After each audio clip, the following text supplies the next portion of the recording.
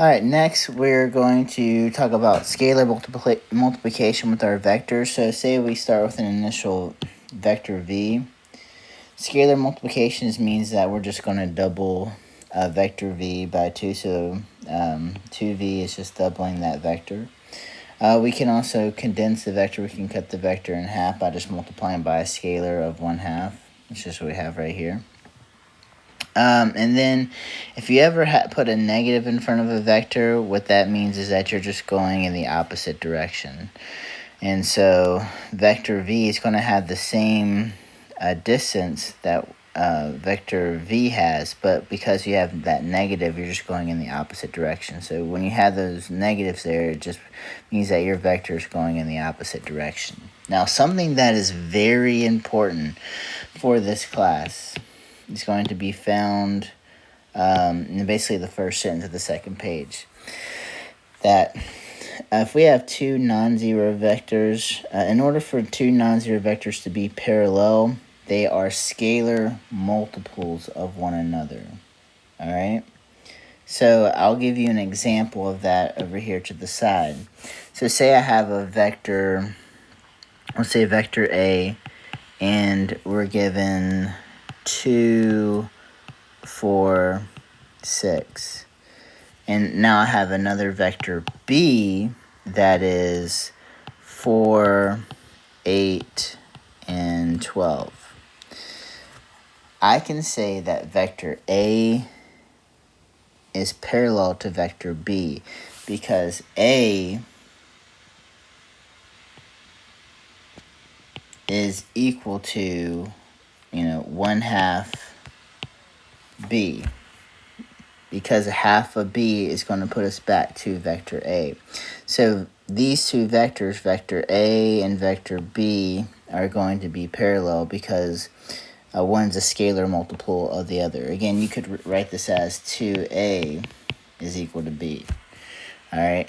So if you have scalar multiples, if vectors are scalar multiples of one another, then the two vectors are going to be parallel, and that's going to come up quite often in this class. So make sure that you know how to tell if two vectors are parallel.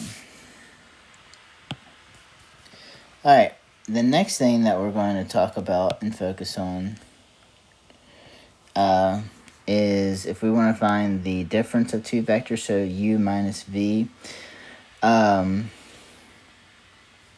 What we mean by this is that they'll be both having to start at the same terminal point or the initial point, and we're finding the distance between those two. But mainly, I'm not going to make you draw this. Besides, today's lesson, mainly you're going to be doing the actual algebra and just basically subtracting.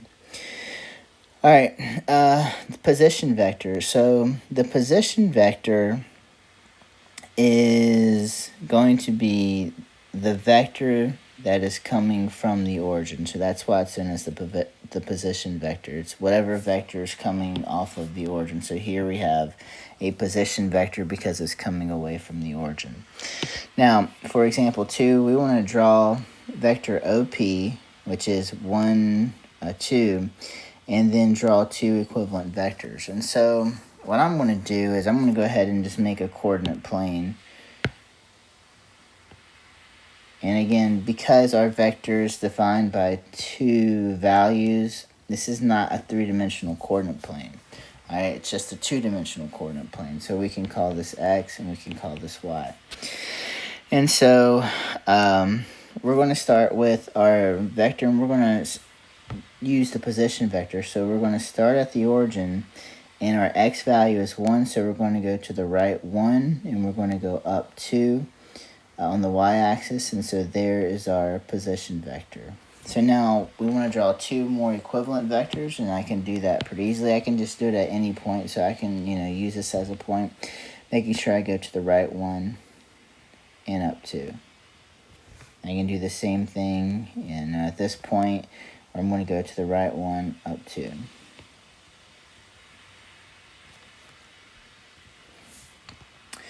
The particular representation OP from the origin to the point 1, 2, that again is going to be known as the position vector because we're coming away from the origin. So that first vector that we drew is the position vector.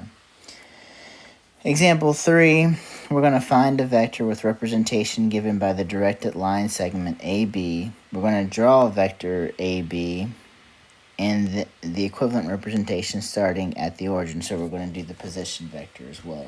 All right, so we have 2 points. We have a coordinate of A and a coordinate of B. So again, what I'm going to do is I'm going to draw a coordinate plane.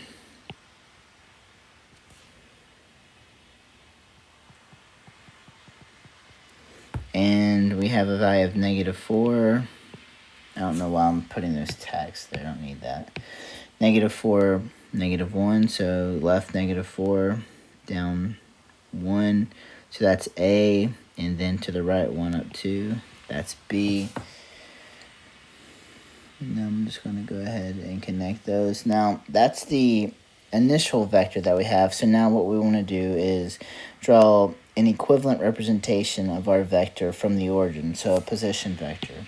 And so I'm going to start at the origin. And again, here I went to the right 1, 2, 3, 4, 5. So I'm going to go to the right 1, 2, 3, 4, 5. And then I'm going to go up 1, 2, 3. So 1, 2, 3.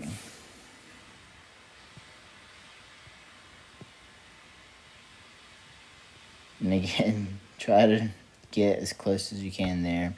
And there's our position vector.